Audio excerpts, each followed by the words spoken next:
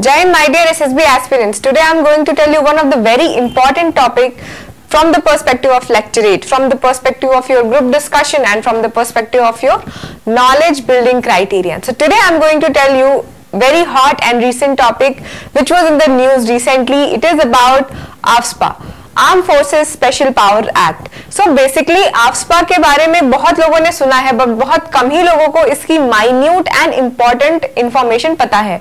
कई लोग बोलते हैं जब आफ्सपा के बारे में पूछा जाए, अच्छा वो जो कश्मीर में है, अच्छा वो जो हैदर मूवी में दिखाया है. No, we don't have to go like this. We have to be in a very particular in the detail, and this is something which is related to the knowledge of armed forces, so we cannot miss knowing these all the things which I am going to tell you today in this my video. So let's start. The first point is this act was created by Parliament, empowers armed forces to maintain public order in disturbed area. So basically अभी आपने देखा था कि north east states पे it was recently in news, और armed forces basically armed forces special power act को create ही इसीलिए किया था ताकि डिस्टर्ब्ड एरिया में पब्लिक ऑर्डर को मेंटेन किया जा सके. The second thing is article 355 of Indian constitution gives power to central government to protect every state from internal disturbances, and under this particular power of central government, AFSPA has been created.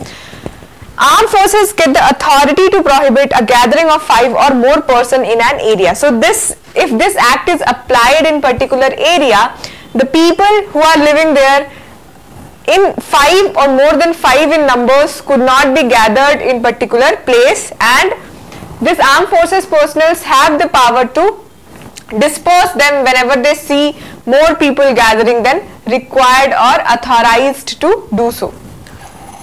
The next part is Act gives power to arrest any person without warrant only on the basis of suspicion, enter or search premises without warrant, and ban the premises for firearms. So basically this power has been given with the perspective of maintaining the public order, maintaining the peace and tranquility in the area, and admonishing or actually distributing the administrations in particular area. So what they can do, they can arrest any person without warrant, they can also search and seize the property, and they also have power to ban the possession of firearms. So no person in that particular disturbed area is allowed to keep firearms or weapons with them until unless they have authority or license to do so.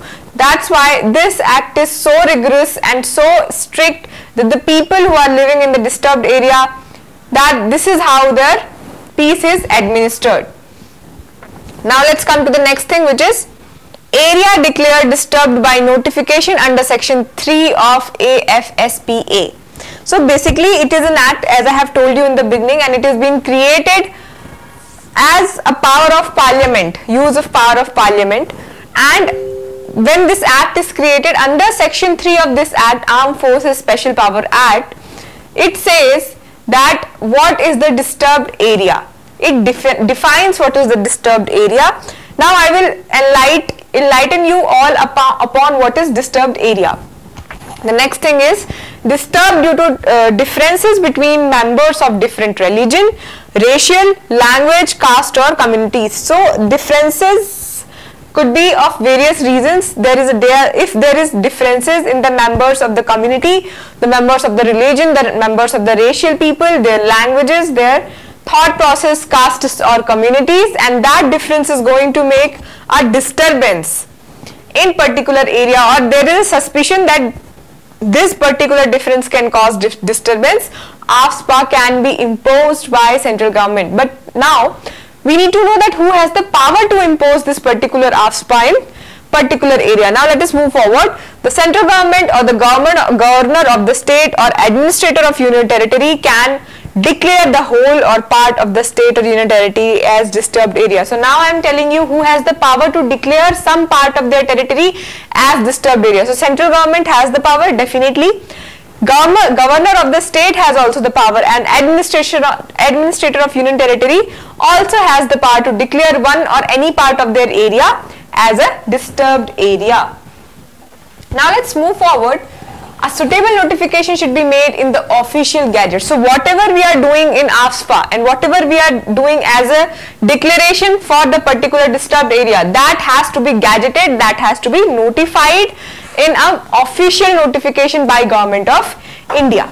Now let's go for the next thing. This is something which is as a recent activities examples I have given you in the last 2 points. So the next point says that 16-year-long fast undertaken by Irom Sharmila against imposition of the act in Manipur shows the anger people harbor against this act. So basically, Irom Sharmila was the one activist who has taken this particular deal, who has taken this particular action. 16-year fast she has done to urge the government, to request the government, to make a pressure on the government to remove this Armed Forces Special Power Act in Manipur area, because accordingly she has this point of view that this particular power is being misused and the people of that particular area are being basically harassed by this particular power.